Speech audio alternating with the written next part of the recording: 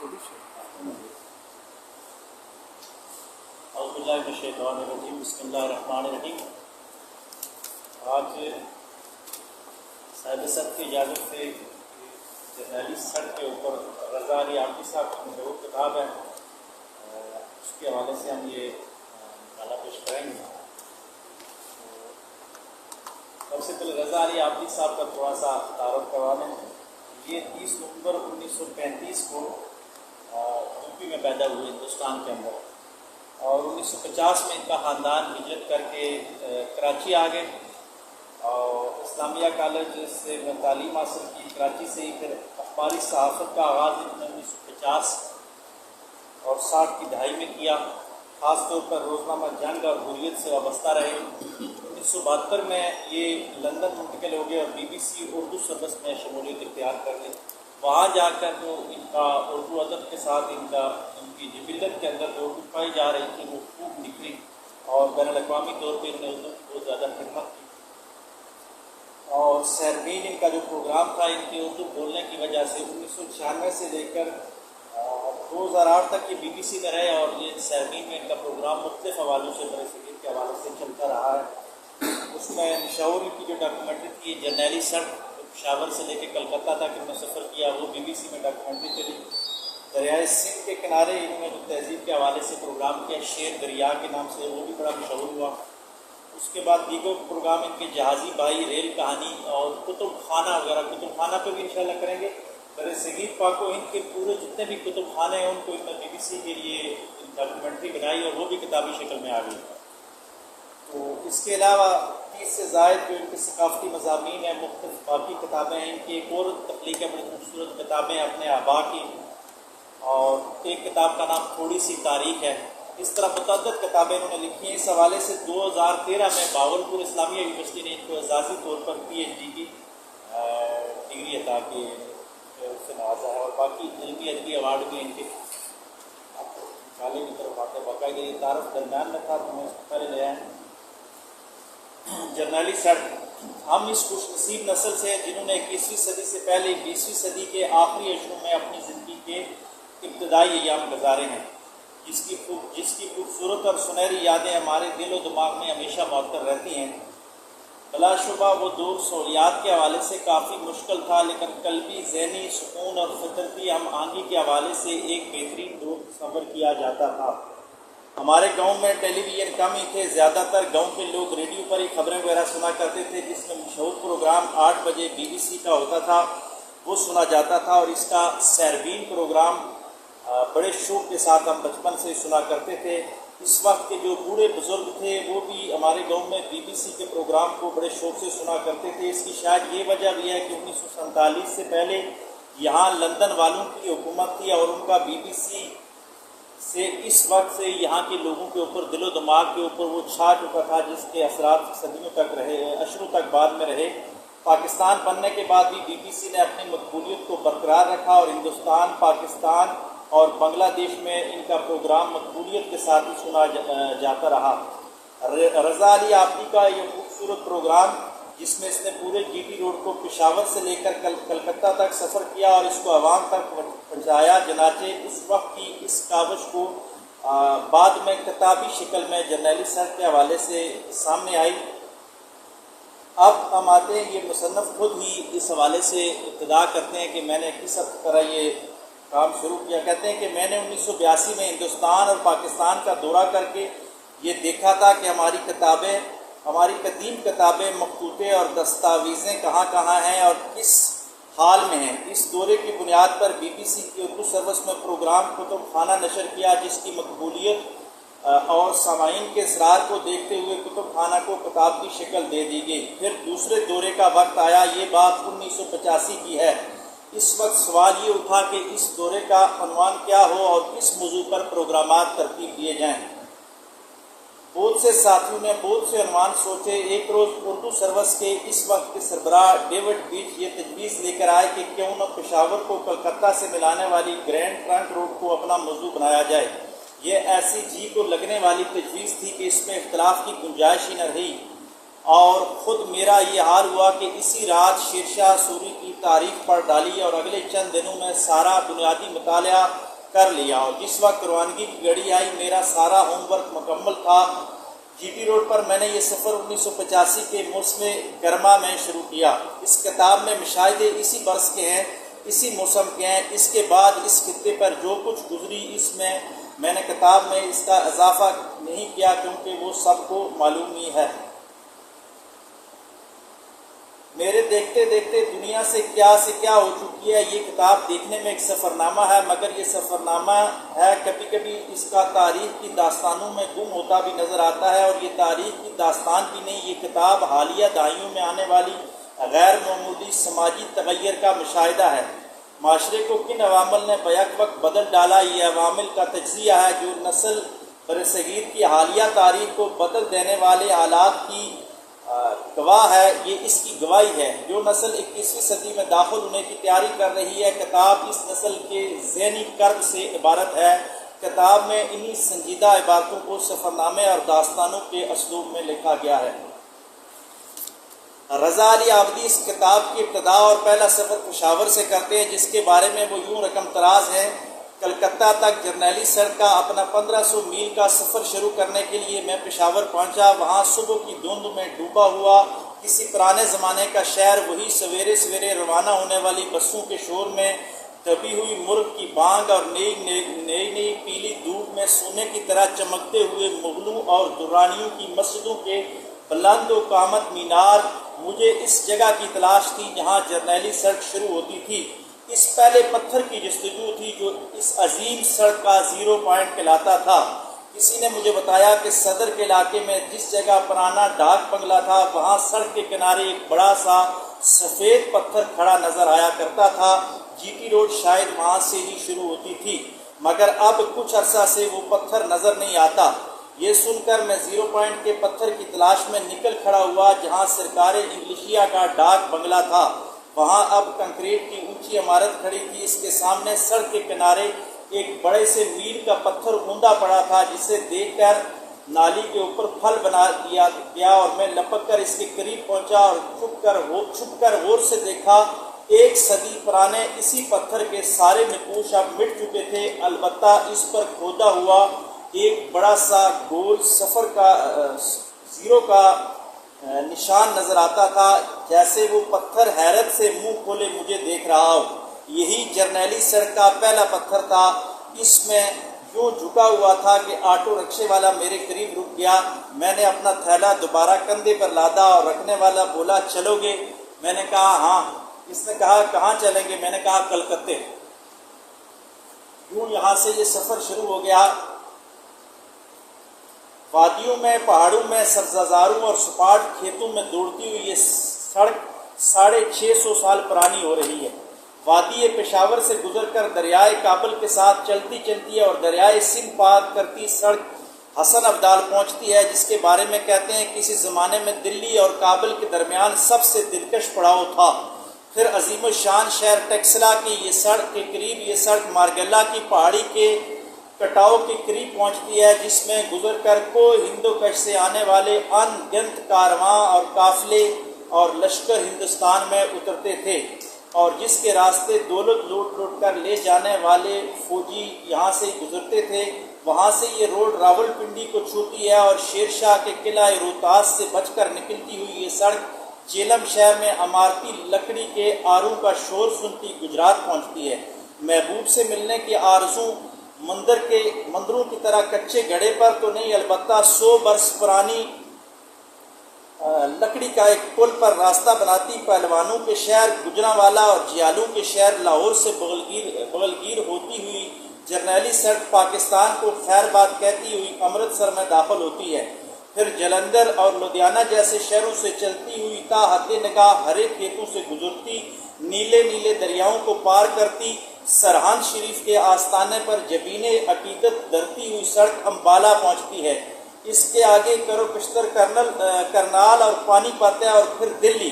یہاں سے انگریزوں کی جی ٹی روڈ علی گڑھ کی طرف ہو جاتی ہے اور گنگا سے ملنے کے اشتعال میں کنور کی طرف نکل جاتی ہے، لیکن شیرشاہ سوری کی سڑک جمنا سے اپنا رشتہ توڑتی نہیں، سیدھی آگرہ پہنچ کر دم لیتی ہے۔ اس کے بعد کانپور آتا ہے، پھر الہ آباد، جس کے بیچوں بیچ بزرگی اور باغو شہزادوں کی قبروں اور عظیم بادشاہوں کے قلعوں پر اجڑتی ہوئی نگاہ ڈال کر یہ سڑک بنارس میں نکلتی ہے، اور گاڑ کا پانی پیتی ہوئی یہ سڑک اب بہار میں داخل ہوتی ہے اور سسرام پہنچتی ہے،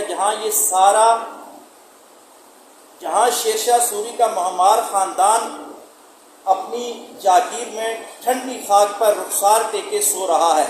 پھر کارخانوں اور مدنی کانوں کے علاقے سے گزرتی یہ سڑک ڈامبا سے رخصت ہو کر آسنسول سے جا ملتی ہے، اور بنگال کی بارشوں میں بھیگتی آنچل نچوڑتی یہ جرنیلی سڑک کلکتہ پہنچ جاتی ہے کہ کوئی اس کا ذکر کرے تو سینے پہ ایک تیر سا آ کے لگتا ہے۔ تو ہم اس راستے اپنا سفر طے کریں گے اور دیکھیں گے راہ میں کیسے کیسے مقام آتے ہیں، مگر سب سے پہلے یہ دیکھ کر کہ یہ سڑک بنی کس نے بنائی، اور قدیم جرنیلی سڑک سے ذرا ہٹ کر رضا علی آبدی کہتے ہیں میں اسلام آباد میں نامور تاریخ دان ڈاکٹر احمد حسن دانی سے اس موضوع پر بات کرنے کے لیے گیا، تو انہوں نے باتیں کرتے ہوئے کہا کہ اس سڑک کی تعمیر کی حکمت یہ تھی کہ غالباً ہندو کش کی طرف سے آنے والوں کا مقابلہ کرنے کے لیے اور ہندوستان کا دفاع کی خاطر انہوں نے یہ روڈ بنائی، اور اس کا پہلا مقصد تو دفاع ہی تھا، لیکن چونکہ شیرشاہ سوری خود پٹھان تھے اور اس کی فوج وہ پٹھان سپاہی بھرتی ہوتے تھے جو اس کے اپنے علاقے سے آتے تھے،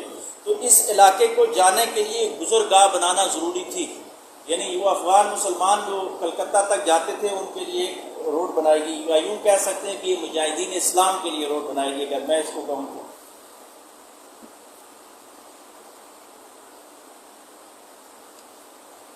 دوسرا جو اہم مقصد تھا وہ تجارت تھا۔ قدیم زمانے سے ہندوستان جو چیزیں پیدا کرتا تھا یا جو صنعتیں یہاں قائم تھیں ان کا مال خشکی کے راستے جایا کرتا تھا۔ قدیم زمانے میں اشوک نے ایک سڑک بنائی تھی، اس کے بعد کستالو نے سڑک بنائی، اور ہندوستان کا سب سے زیادہ مال اسی خشکی کے راستے مغرب کی طرف جایا کرتا تھا۔ اس کو فروغ دینے کے لیے شیرشاہ نے یہ سڑک بنائی، اور اس زمانے میں کیونکہ سمندر کے راستے مال جانے کا رواج نہیں تھا، اس وجہ سے یہ تجارتی طور پہ بھی بڑی اہمیت کی حامل تھی۔ رضا علی آبدی سب سے پہلے پشاور سے شروع کرتے ہیں اور پشاور شہر کے بارے میں بتاتے ہیں۔ اس کا اقتباس یوں بنتا ہے کہ میں جن دنوں پشاور پہنچا افغان پناہ گزینوں کا بہت چرچا تھا، ان کا نام لیتے لیتے پرانے باشندوں کے منہ میں کڑواہٹ آ جاتی تھی۔ میں نے کسی سے پوچھا کہ سنا ہے پشاور میں پشتو بولنے والے اقلیت میں ہیں؟ اس نے برا سا منہ بنا کر کہا صاحب پشاور میں اب افغان پناہ گزین اکثریت میں پائے جاتے ہیں۔ شہر کے کسی پرانے باشندے کی تلاش کرتے کرتے میں نمک منڈی میں پروفیسر امداد حسین بیگ صاحب کے گھر پہنچا۔ ہجرت کی تحریک سے لے کر پاکستان کی تحریک تک انہوں نے کتنے زمانے دیکھے تھے، اور مولانا ظفر علی خان کی نظموں سے لے کر قائد اعظم رحمۃ اللہ علیہ کی تقریروں تک سب کچھ انہیں زبانی یاد تھا۔ ہجرت کا قصہ تو یوں کہ افغانستان یہ وہ ہجرت ہے جو افغانستان کی طرف مسلمانوں نے کی کہ افغانستان کو دارالسلام قرار دے کر 18 جوشیلے مسلمان برطانوی راج کی مخالفت میں افغانستان کی طرف ہجرت کر کے قافلے کے قافلے اس کے پیچھے پھر خیبر کی سمت رواں ہو گئے۔ ان دنوں مولانا ظفر علی خان پشاور آئے تھے، انہوں نے ایک نظم پڑھی تھی جو امداد حسین بیگ صاحب کو اب بھی یاد تھی، اور وہ نظم اس طرح ہے۔ مولانا ظفر علی خان کہتے ہیں کہ جس میں اسلام کی عزت ہے وہی بات کرو، جس میں اسلام کی عزت ہے وہی بات کرو، ساتھ خیبر بھی ہے اسی میں علی مسجد بھی، پشاور میں علی مسجد بھی ہے اور خیبر بھی، تو کہتے ہیں جس میں اسلام کی عزت ہے وہی بات کرو، ساتھ خیبر بھی ہے اسی میں علی مسجد بھی، دور کیوں جاتے ہو مرحب سے یہی بات کرو، صاف کہہ دو کہ نہیں تم سے کسی بات میں کم، کسی انگریز سے جب بھی دقت ملاقات کرو۔ یعنی خودی کا کتنا بڑا کنسپٹ ظفر علی خان دے رہے ہیں کہ ہم آپ سے کسی صورت بھی کم نہیں۔ پشاور کی آبادی کے بارے میں ملک کے بڑے معروف تاریخ دان ڈاکٹر احمد حسن نے دلچسپ بات بتائی، کہنے لگے یہ شہر پٹھانوں نے نہیں بنایا بلکہ وہ تو شہر کے باشندوں کو حقارت سے اپنی زبان میں خاری کہتے ہیں۔ پشاور کاروباری اور تجارتی اس کی غربت اور اس عمارت کے حوالے سے وہ بزرگ بات کرتے ہیں۔ مسلمانوں کی دکانوں میں صرف جوتی بنتی تھی، اور ایک دلچسپ بات وہی پرانی بات آ گئی آگے، راولپنڈی کی سب سے بڑی جامع مسجد وہ بزرگ کہتے ہیں کہ میرے والد نے بنائی، اور وہ بھی صرف ایک رات میں سکھوں نے کہا کہ ہم نہیں بنانے دیں گے، مگر وہ زمین ہماری تھی۔ اس پر سردار موہن سنگھ نے کہا ہم نقشہ نہیں پاس کریں گے، جس پر تمام مسلمان اکٹھے ہو گئے اور ہر عورت اور ہر مرد نے اس مسجد میں حصہ ڈالا، اور یوں ایک ہی دن میں وہ مسجد بن گئی۔ رضا علی آبادی کہتے ہیں کہ مگر جب میں مارگلہ کے سبز دامن میں سفید کنول کی طرح کھل اٹھی، وہ اسلام آباد کی مسجد شاہ فیصل ہے، جس کی دلکشی کا یہ عالم ہے کہ نگاہ نہیں ہٹتی۔ شدید گرمی میں بھی اس کی ٹائلوں پہ پاؤں رکھیں تو ٹھنڈک محسوس ہوتی ہے۔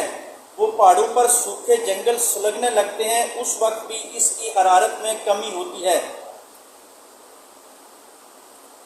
جیسے یہی مسجد اب رہ گئی ہے جو فرقوں سے آزاد ہو کر وحدت کی شہادت دیتی نظر آ رہی ہے۔ یہ فرقہ واریت کے حوالے سے اس نے بات کی کہ مجھے ایک ہی مسجد نظر آئی جس میں فرقے کے حوالے سے کوئی بات نہیں ہوئی۔ جرنیلی سڑک کے کنارے گجر خان کے قریب ایک مسجد کی پیشانی پہ یہ لکھا تھا کہ یہ مسجد فلاں مسلک سے تعلق رکھنے والوں کے لیے ہے۔ جیلم کے اہل حدیث چوک میں بھی یہی منظر تھا۔ اس سے آگے چلا تو کسی مینار نے وحدت کی قسم نہ کھائی۔ ہاں تو راولپنڈی کے ایک ماضی کا حال ایک صاحب نے کھولا کہ عجیب انسان تھے ایک انگریز نے کہ عجیب انسان تھے ہندوستان میں عمر گزاری اور ایک ایک پتھر الٹ کر دیکھا، شاید اس کے نیچے تاریخ کوئی چھپی ہو۔ انہوں نے سب سے پہلے پرانے شہر کے کھنڈرات دریافت کیے، اور یہاں اب اوجڑی کیمپ ہے، یہ کسی انگریز کی تحقیق کو ذکر رکھے ہیں، یہاں حضرت عیسیٰ علیہ السلام سے پہلے کے آثار موجود ہیں۔ یہ شہر کو ہندوکش سے اتر کر ہندوستان کے میدانوں کی طرف آنے والے لشکروں کے راستے پڑتا تھا، چنانچہ بڑی مشکل سے آباد ہوتا تھا اور پھر بڑی آسانی سے لٹ جایا کرتا تھا راولپنڈی شہر۔ بالآخر یہاں کے گکھروں نے پڑاؤ ڈالا اور یہ کیان، ایران کا ایک شہر ہے کیان، وہاں کی سلطان کی اولاد میں سے تھے یہ گکھڑ کیہان۔ اس لیے انہوں نے اس شہر کو مستقل آباد کرنے کی ٹھانی، اور انہوں نے باہر سے آنے والے قافلوں کی مہمان نوازی کی۔ ان کو معلوم تھا کہ یہ لوگ یہاں رکیں گے نہیں بلکہ دلی کی طرف چلے جائیں گے، اس لیے وہ ان کی مہمان نوازی کرتے رہے اور اپنا شہر ہمیشہ بچا کر رکھتے رہے۔ درمیان میں بہت سارے قصبوں اور شہروں کو چھوڑتے ہوئے اب ہم روہتاس پہنچتے ہیں۔ قلعہ روہتاس کہنے کو تو برصغیر کی تاج میں نگینے کی طرح جڑا ہوا ہے، مگر انسانوں کی طرح بستیوں کی، آبادیوں اور عمارتوں کی بھی تقدیر ہوا کرتی ہے۔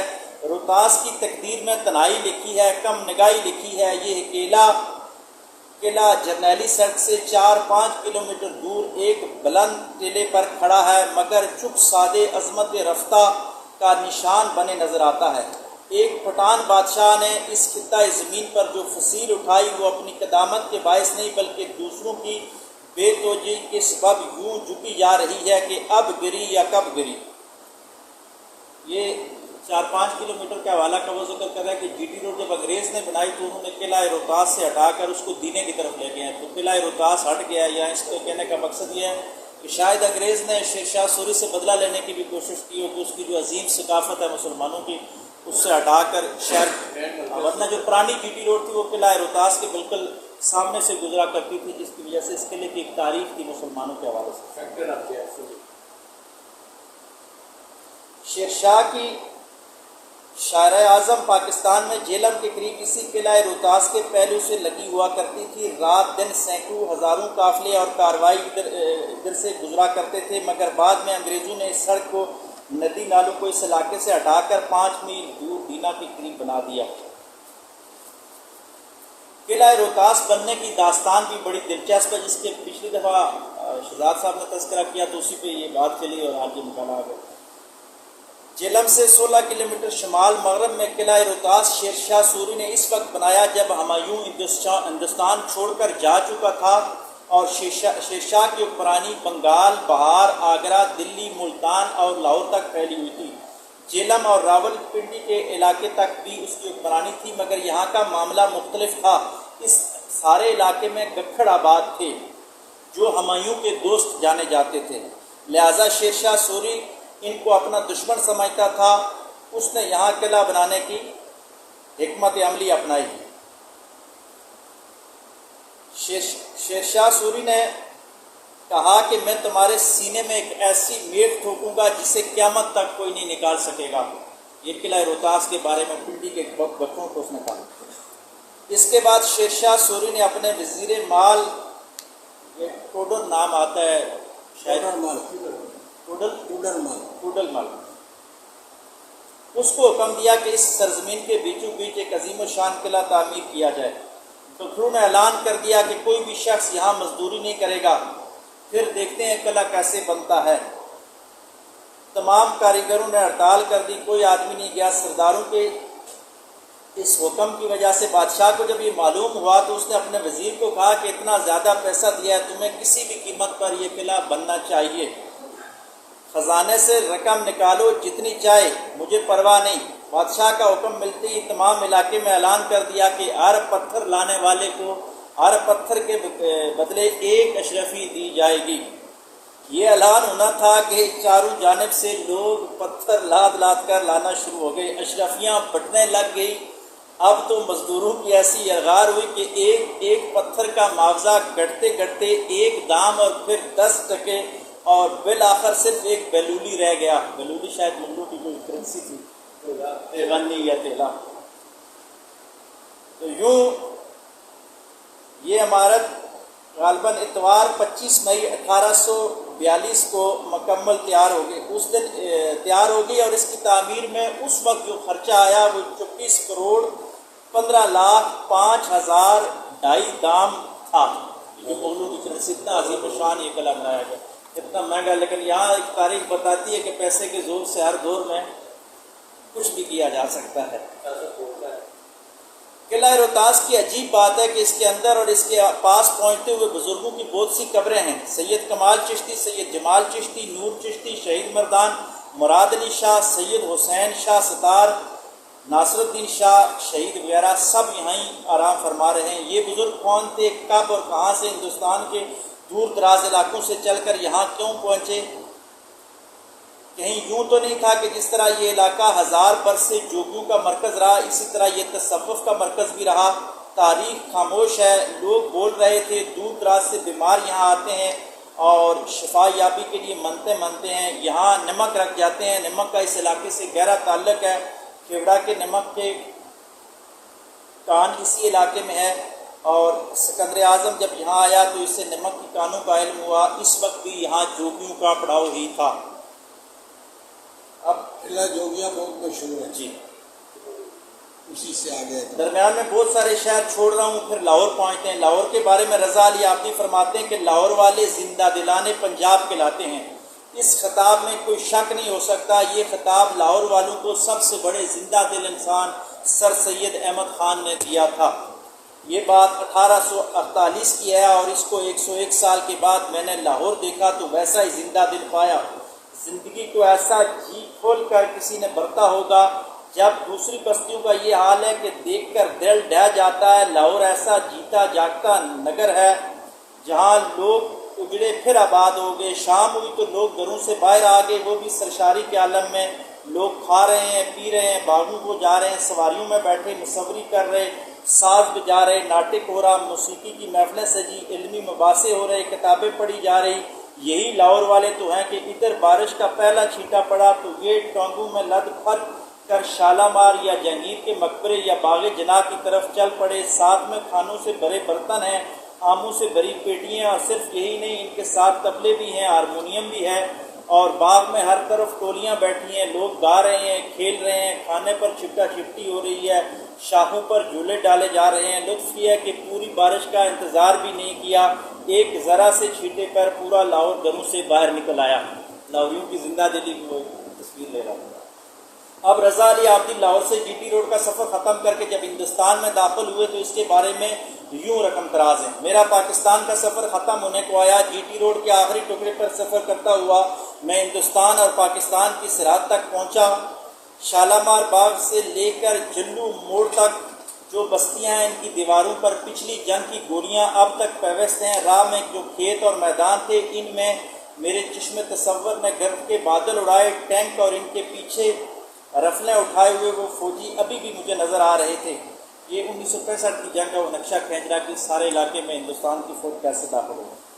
لاہور کے بعد ہم امبالہ میں جاتے ہیں جی، اور امبالہ شہر بھی مسلمانوں نے ہی آباد کیا تھا۔ اس حوالے سے یہ بات مشہور ہے کہ غوری نے یہ علاقہ متقی کو عطا کیا، بابر نے یہی جاگیر صدر جہاں کو عطا کی اور پھر مسلمانوں نے اس کو آباد کیا۔ لیکن یہاں کی اردو زبان کے حوالے سے رضا علی آبدی نے بڑی خوبصورت بات کی۔ کہتے ہیں ہم جوتے اتار کر امبالہ کی مسجد میں داخل ہوئے تو 2 نوعمر لڑکے چٹائی پر بیٹھے قاری صاحب سے اردو پڑھ رہے تھے، مسجد کی قاری صاحب۔ نوجوانوں کو اردو پڑھتے دیکھ کر ہم مسرور ہوئے، پیار سے ان دونوں کے سروں پر ہاتھ پھیرا اور ایک سے پوچھا بیٹا آپ کا کیا نام ہے؟ تو اس نے کہا ورندہ کمار۔ میں اس جواب کے لیے ذہنی طور پر قطعاً تیار نہ تھا۔ اب دوسرے نوجوان سے مخاطب ہوا کہ آپ کا کیا نام ہے؟ تو اس نے کہا بلرام۔ امبالہ کی سبزی منڈی میں حضرت توکل شاہ نقشبندی رحمۃ اللہ علیہ کی درگاہ اور جامع مسجد میں یہ منظر مجھے حیران کر گیا۔ ذہن سے امڑ کر بے شمار سوال زبان پر آ رہے تھے۔ میں نے ورندہ کمار سے پوچھا آپ اردو کب سے پڑھتے ہو؟ انہوں نے بتایا کہ ان دونوں کو اردو سیکھتے سیکھتے ابھی 1 ہفتہ ہوا۔ میں نے کہا آپ اس کے لیے یہاں مکتب آنا پڑتا ہے، آپ کے اسکول میں اردو نہیں سکھائی جاتی؟ تو ورندہ کمار نے جواب دیا نہیں، ادھر کوئی نہیں اردو پڑھانے والا، یعنی ہندوستان سے اردو کو نکال دیا گیا سرکاری سطح پر، لیکن وہاں کے ہندو ابھی تک اردو کے اس میں مبتلا تھے، وہ پڑھ رہے تھے۔ میں فوراً اصل سوال پہ آ گیا کہ آپ نے اردو پڑھنے کا فیصلہ کیوں کیا؟ تو اس نے کہا ہمارے کاروبار میں کام آتی ہے، ہم کمیشن ایجنٹ ہیں، ہمارے سارے کھاتے اردو میں لکھے جاتے ہیں، سارے حساب کتاب اردو میں ہیں۔ میں نے بلرام سے پوچھا کہ آپ کیوں اردو سیکھ رہے ہیں، آپ بھی کاروبار کرتے ہیں؟ اس نے کہا نہیں میں کاروبار نہیں پڑھتا، ہمارے بڑے بڑے اخبار اردو میں ہیں، ہم شوق سے ہم اخبار پڑھتے ہیں، اس لیے اردو پڑھنے کا فیصلہ کیا۔ یہ عجیب منظر تھا، نہایت متبرک 4 دیواری میں 2 ہندو لڑکے بیٹھے اردو پڑھ رہے تھے۔ میرے میزبان رنجندر ملہوترا صاحب کی درگاہ اور مسجد کے اندر چلے آئے تھے، لیکن کسی کے آبرو کو جنبش نہیں ہوئی، کسی کے پیشانی پر بل نہیں پڑا۔ یہ مقبرے اب بھی رواداریوں کی علامت بن چکے ہیں، کسی عمارت کی پیشانی پر نہیں لکھا کہ صرف فلاں مسلک کے لیے مخصوص ہے۔ یہ ہندوستان کا تذکرہ ہو رہا ہے کہ وہاں مسلمان اقلیت میں چلے گئے تو فرقہ کم ہے۔ اس حوالے سے اردو کے حوالے سے انہوں نے بڑی اچھی بات لکھی، لیکن آگے جا کے مسجدوں کے حوالے سے ایک بات جو حیران کر گئی کہ امبالہ میں تقریباً 200 مسجدیں تھیں قیام پاکستان سے پہلے، اس وقت ان میں سے صرف 4 مسجدیں آباد ہیں، 200 میں سے 5 مسجدیں باقی رہ گئی۔ ظاہر ہے عبادت گاہ اپنی عمارت سے نہیں بلکہ اپنے عبادت گزاروں سے ہوتی ہے، وہ نہ ہوں تو کیسی ہی عمارتیں ریزہ ہو جاتی ہیں۔ البتہ طوفان کے جاتے ریلوں میں جو صحیح سلامت رہا وہ یا ولی اللہ کا مزار تھا یا اس علاقے کے کسی غیر مسلم کی جو عقیدت تھی اس نے اس کو بچا کر رکھا۔ صرف 4 مسجدیں، اور اس نے کہا ایک جو مزار بچا ہے وہ سخی سرور کا مزار ہے جسے پرانے عقیدت مندوں ہندو لوگوں نے ابھی تک محفوظ کر کے رکھا ہوا، اور اس کے بارے میں کہاوت مشہور ہے کہ اس کا سر ملتان میں ہے اور دڑ جو ہے وہ یہاں پہ ہے۔ واللہ عالم یہ اس کہانی میں کتنا سچ ہے۔ میر صاحب 2 بجے ختم کرنا۔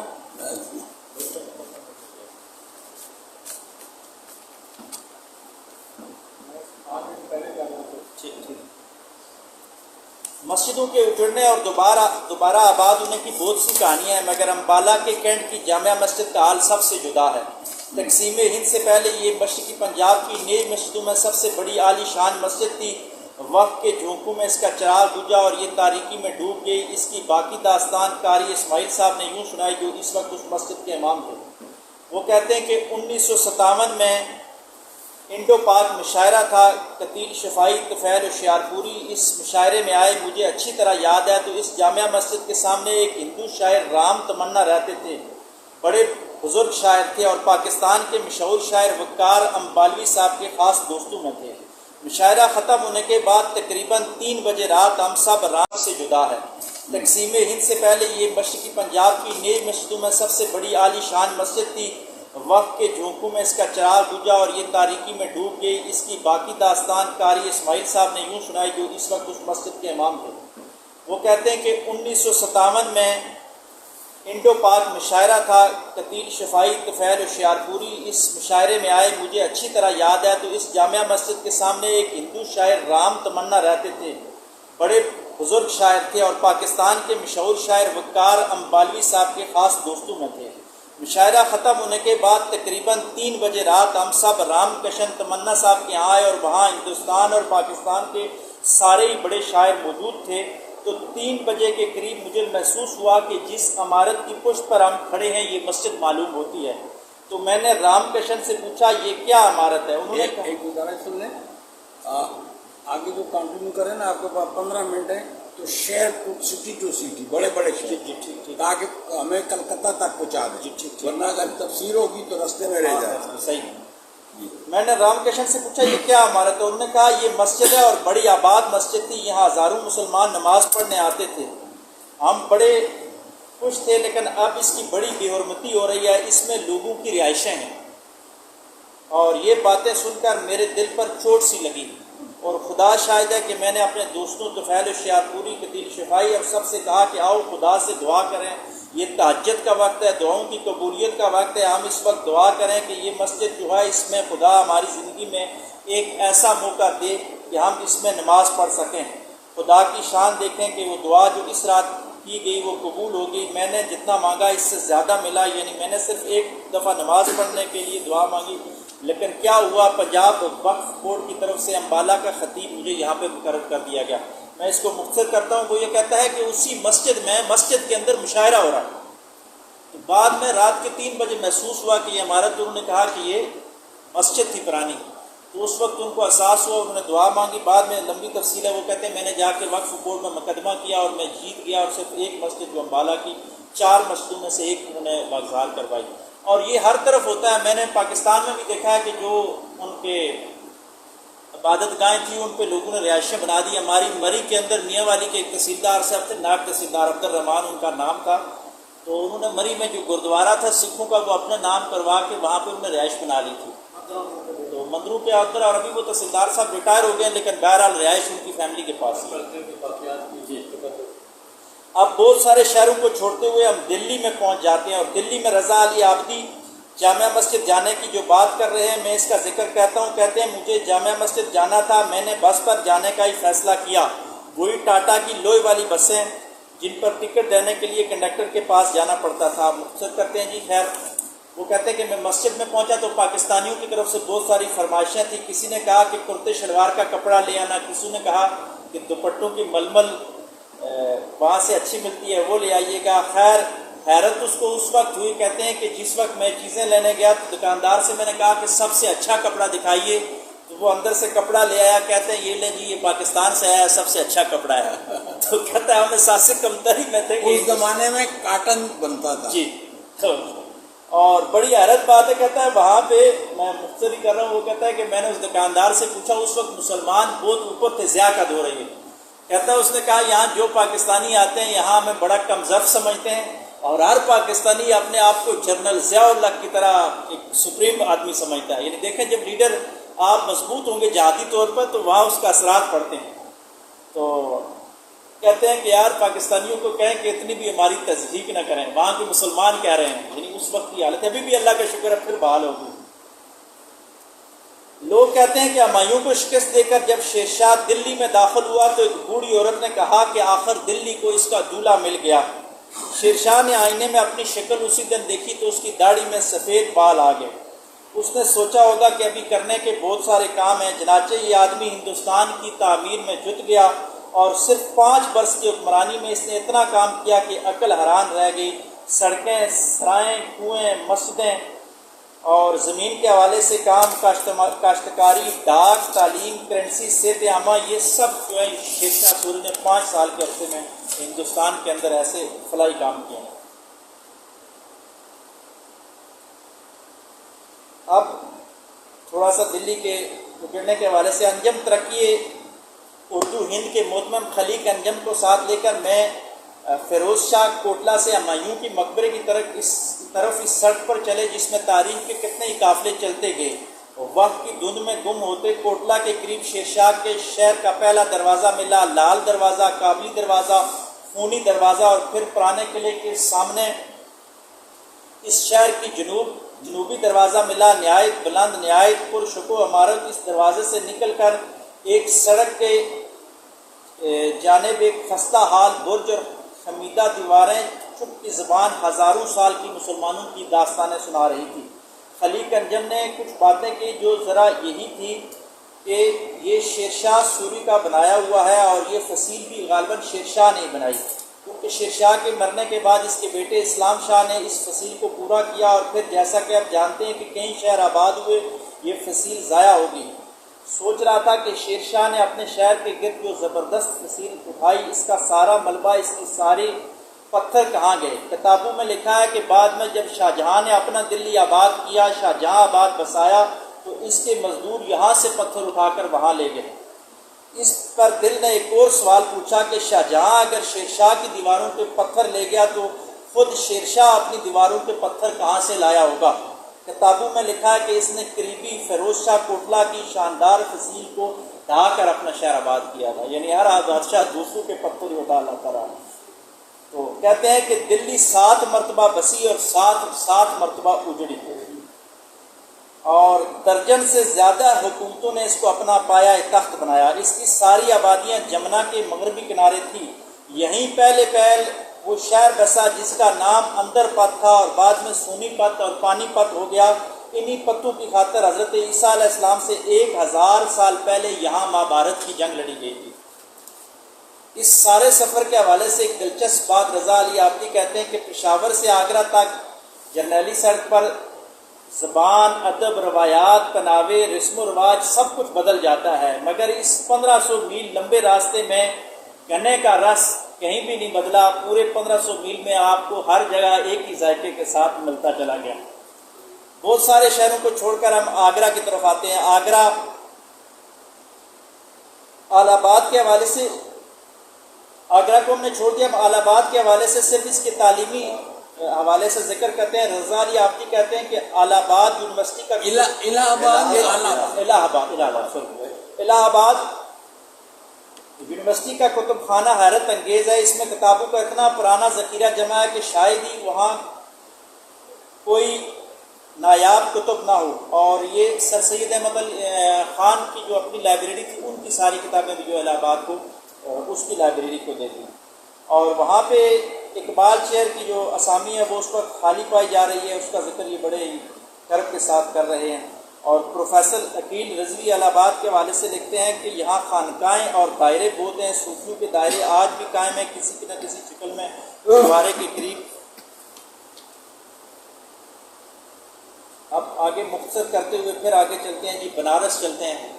بنارس کے مندر مشہور ہیں، اس حوالے سے رضا علی آبدی کہتے ہیں کہ دریا کے کنارے گنگا اشنان کرنے والوں کا ہجوم ہے جو نہاتے جا رہے ہیں، رام بھجن گاتے جا رہے ہیں۔ اب پجاریوں کی ٹولیاں ہیں جو آنکھیں میچ کر بھجن گاتی نہیں، بلکہ اب لاؤڈ سپیکر پر بڑی اونچی آوازوں کے ساتھ ٹیپ ریکارڈر چل رہے ہیں، اور اس پہ ان کے بھجن گائے جا رہے ہیں۔ یہاں وہ فضائی آلودگی کا ذکر کر رہا ہے کہ مسلمانوں اور ہندو سب نے لاؤڈ سپیکر کا مقابلہ جو ہے وہ شروع کر رکھا ہے۔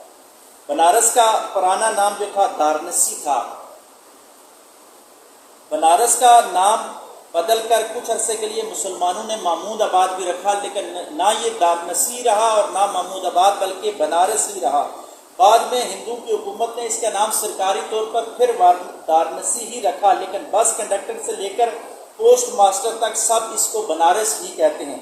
حضرت عیسیٰ علیہ السلام سے 600 سال پہلے بنارس نہایت اہم مقام تھا، یہاں بدھ مت کا قدیمی مرکز تھا، اور مسلمانوں کے عہد میں محمود غزنوی نے اس کو فتح کیا، پھر قطب الدین غوری نے بھی یہاں پہ قبضہ کیا، اور علاء الدین خلجی نے بھی یہاں مندر ڈھا کر مسجدیں بنائی، اور مغلوں کے زوال تک بنارس پر مسلمانوں کی حکمرانی رہی۔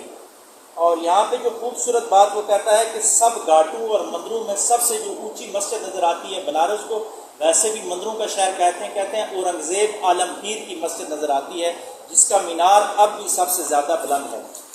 لیکن وہ کہتا ہے میں اس کی چھوٹی مسجد جانے لگا تو میزبانوں نے مشورہ دیا کہ آپ نہ جائیں، شاید سیکورٹی کے حالات ہوں، اس نے ذکر نہیں کیا۔ 332 فٹ اونچے مینار صحیح سالم اب بھی موجود ہیں، اور ایک مسجد کے اندر وہ گیا، کہتا ہے اس مسجد کی حالت تو اچھی تھی، لیکن باہر پولیس کا پہرا تھا، شاید ہندو مسلم فسادات کی وجہ سے۔ یہاں پہ آ کے وہ اپنے مردے جلاتے ہیں بنارس میں، اور کہتے ہیں جس طرح ہم لوگ حج عمرے پہ مر جائیں تو اس کو افضل جانا جاتا ہے، اسی طرح ہندو اگر بنارس میں اشنان کرتے ہوئے تو مر جائے تو اس کو وہ اپنے مذہب کے مطابق افسر سمجھتے ہیں. بہرحال اس کو کلکتہ پہنچ جائیں. بنارس 5 منٹ کاٹ دیں. بنارس اپنی پان، خوشبو اور پیتل کے دیوتاؤں کی وجہ سے بھی بہت مشہور ہے، مگر بنارس شہر کو ساڑیوں کی وجہ سے وہ شہرت ملی بنارس کے ٹھگ بھی مشہور ہے. جو کسی اور شہر کو نصیب نہیں ہوئی. اکبر کے زمانے میں یہاں کنفاف کا اتنا عمدہ کام ہوتا تھا کہ اکبر بنارس کا کپڑا یورپ کے بادشاہوں کو تحفے کے طور پہ بھیجا کرتا تھا، اور بنارسی ساڑیاں اب بھی ہمارے لاہور تک آتی ہیں اور حکمرانوں کو تحفے میں دی جاتی ہیں. یہاں مسلمانوں کا تذکرہ کر رہا ہے کہ سب لیبر مسلمان ہیں، لیکن وہ کہتا ہے کہ 3 روپے دیہاڑی ان کو مل رہی ہے اس دور میں. 80s کی بات ہے، اتنے مشکل حالات ہیں مسلمانوں کو. درمیان میں بہت ساری چیزوں کو مختصر کرتے ہوئے ہم کلکتہ پہنچ گئے، اور کلکتہ پہنچ کر رضا علی آبدی کہتے ہیں لیجئے میرا جرنیلی سڑک کا 1500 میل کا سفر تمام ہوا. سیاحوں کی بس میں بیٹھا میں کلکتے کے گارڈن میں واپس لوٹ رہا تھا تو ایک آدمی سے میں نے پوچھا کہ جی ٹی روڈ یہاں پہ ختم ہوتی ہے؟ تو اس نے حیرت سے کہا کہ صاحب جی ٹی روڈ اس جگہ ختم نہیں ہوتی، جی ٹی روڈ یہاں سے شروع ہوتی ہے. کہتا ہے میں نے اس سے پوچھا کہ جی ٹی روڈ کلکتہ میں کہاں ختم ہوتی ہے؟ تو اس نے کہا صاحب جی ٹی روڈ ختم نہیں ہوتی، یہاں سے شروع ہوتی ہے. تو کہتا ہے میں حیران ہوا کہ کہتا ہے یہاں سے شروع ہوتی ہے اور پشاور تک جاتی ہے. خوب ہے، شمال والوں کو بتایا گیا جی ٹی روڈ پشاور سے شروع ہو کر کلکتہ تک جاتی ہے، اور کلکتے والوں کو بتایا گیا یہاں سے شروع ہو کر پشاور تک جاتی ہے. لوٹنے والوں نے دونوں دنیاؤں کو لوٹا اور دونوں دنیاؤں کو لوٹنے کا ثواب اپنے نام پہ کر دیا.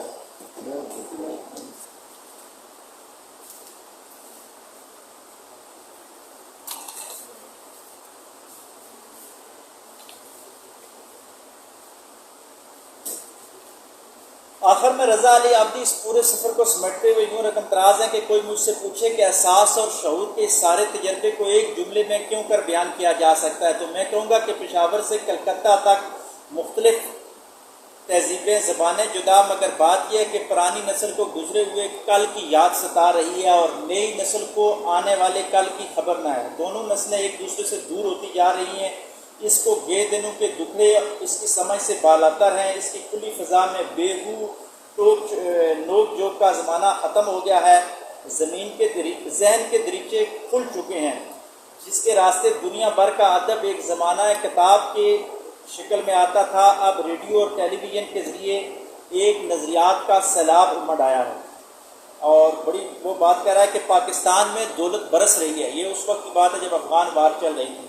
کہتا پاکستان میں دولت برس رہی ہے، منشیات سمگلوں سے لے کر کاروباریوں تک سب امیر ہو رہے ہیں، اور ہندوستان میں دولت ابل رہی ہے. 70 کروڑ کا یہ ملک غلے کے معاملے میں اتنا خود کفیل ہو گیا ہے کہ پانی پت میں ایک ڈرائیور نے مجھے بتایا کہ اب گوداموں میں غلہ رکھنے کی جگہ نہیں، ہم تمام بوریاں باہر کھلے آسمان کے نیچے ڈال دیتے ہیں.